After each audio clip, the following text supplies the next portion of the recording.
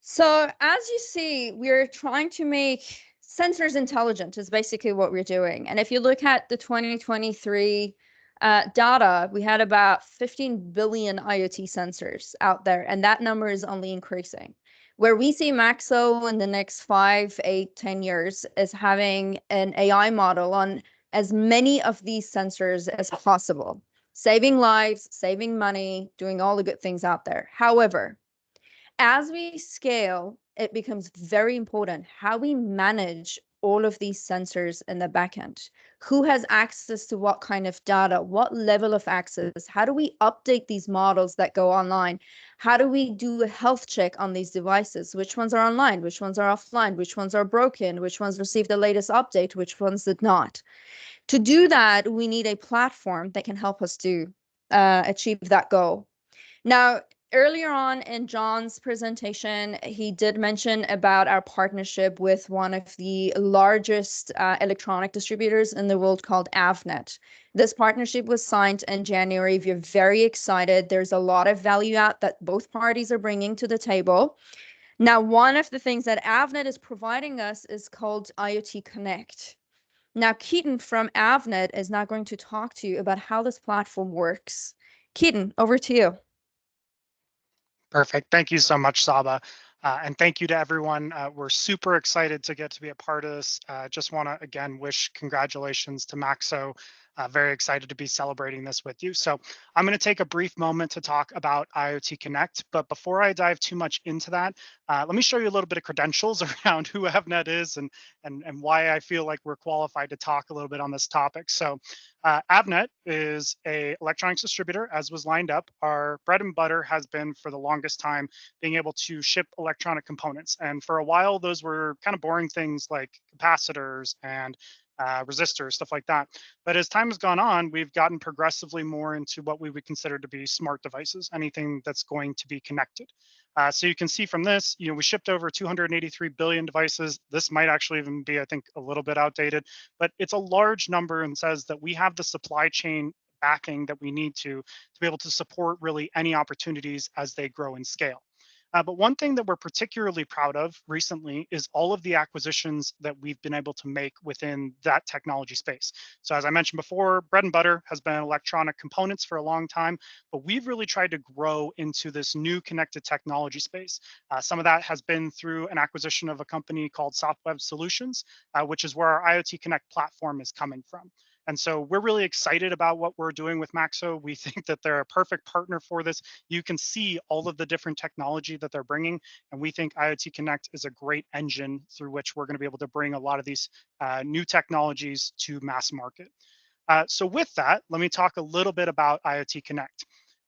One of the things that really becomes important when you're building an IoT solution is going very quickly. You want to be able to truly fail fast. And I know that's such a buzzword, but as Philip had mentioned earlier, when you're kind of doing connection of devices, you need to be able to learn very quickly and adjust as you go. You don't want to spend a lot of time creating a user template, or how do I be able to onboard devices? How can I even be able to tell if that connection process is working?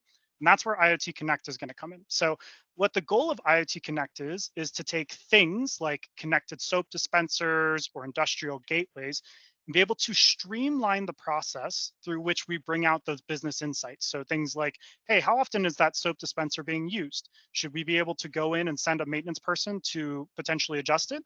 If we don't have to send them, then that's a nice thing. We don't have to have maybe as much staff. We can start to try to automate that.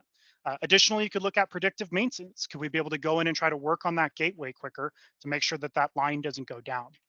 And the way that we are doing this is through a single pane experience, a single pane of glass web experience that's built on AWS. So we take all of the needed services, things like Amazon QuickSight or S3, Greengrass, IoT Core, and we pull them into one common ecosystem that's going to be IoT Connect. So you're not having to recreate any of those functions. You just use IoT Connect once, and you can lift and shift to as many things as you might need to. So I'm going to jump into what this looks like in the real world. So this is the IoT Connect platform. And I'm going to just kind of briefly touch on a few features. Obviously, there's a whole lot more that we can do with this, but let's just try to take a look at some really unique things that we think we can bring. First is we have you just kind of drop into a base dashboard, and we've tried to provide you a kind of user interface that might be helpful. But maybe you're trying to do a lot more with particular location tracking, or this isn't exactly what you need. We do have a quick dynamic dashboard feature that you can be able to go in. So I'm going to name this the very unique new dash as I go in and create it. And then I have the ability to just pull in different widgets after this gets created to be able to drag onto the canvas. So in this case, that once that dashboard's created, I can go in and bring in things like a device tracker that will have a map to be able to show location of where these devices are. I could be able to pull in things like an image if I need to show a user or a pie chart. I have the ability to set a user counter. All these different things are just available, and you can use it really as a drag and drop model to be able to get exactly what you need to then show a customer or show a technology very quickly. Once I'm happy with that, I can then go in and quickly save that device. And now this can be either exported, so I can be able to re-upload it, or I can be able to go ahead and share this link without requiring an IoT Connect login. And so one of the features that we've really tried to highlight here is we want to go fast. We want to be the quickest way to connect to the cloud. We want to make it so that your dashboard is able to pull those details immediately, and you can be able to start showcasing a technology very rapidly.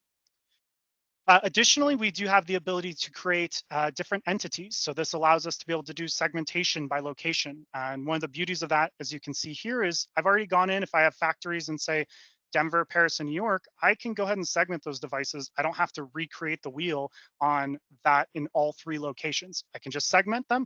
I can choose whether they want to be able to see each other's data, or I can segment them so that they are blocked and I can only see the data that I need to. After I've set up the locations that I want to, I then can go in and set up device templates. And what this allows me to do is set the parameters through which we're going to track different sensors. So we talked a lot about all the sensors that'll be captured today, all the data that we're capturing. We can then go in and set up those device templates to see those different sensors. So in this case, I've set up this demo device template. And I'm tracking three different attributes for this. So I've set up a temperature check, which is going to be an integer, a humidity, which is a decimal, and then a tamper check to see if someone's opened the device, and that's going to be a Boolean function. And once I've created a device to that, which you will see this demo device one that has been set to that device template, I can then do some really interesting things. So in this case, I do have the ability to go ahead and turn a simulator on for that. So I can say, okay, for the next 5 minutes or so, I'd like you to go ahead and run and create fake temperature signals so I can be able to start developing. I may not even have the board in front of me, and I can start creating immediately using IoT Connect. Once that device is up and running and I'm starting to see different data that's coming through, I can then do things like smart rules. And this is where it gets really cool. So in this case, you'll see I have this demo device template for that device that I just created. And I can go in and set rules on different attributes to say if a particular threshold has been hit. So in this case, if temperature is greater than 50, that may be hot or cold depending on what temperature grade you're using, you will then trigger some actions. And that could be things like shutting down the device if it's particularly problematic. Or I could send an email to everyone who's been a part of that. You can see I can even change the body format of the email. I can do things like webhook or hit a UI notification. Really, the possibilities are endless there. And so what you're seeing is that we're able to take a device that I didn't have in front of me a second ago and a template, a dashboard that I didn't have in front of me. And now I'm at a potential where I could start looking at if this potentially was over threshold, or we do have the ability to do smart rules. So if the temperature and humidity do something, then I can start triggering effects. So we're going from the notifications from those sensors, the data that's coming in, to an application and business results in a very quick manner. To combine this really here at the end, and kind of my last piece I just want to talk out, we do have the ability to then also push model updates to those devices. So we see this partnership with MACSO. These guys are going in, they're developing technology, they're training models that will set the future of how devices are going to be able to track and be able to use sensor data to create real notifications like the pig tracking, like the fall detection. We want to be able to match that side by side by creating a super quick ecosystem to get a device connected. I will tell you just as a last sign off note that we've done this with a ton of different sensor technologies, a ton of different board technologies. We see all of these as things that you could set up within minutes. So we're very excited about the product, and we look forward to being able to showcase it more, hopefully in the future. But just a quick thanks again to MACSO, and I'm going to hand it back to Saba.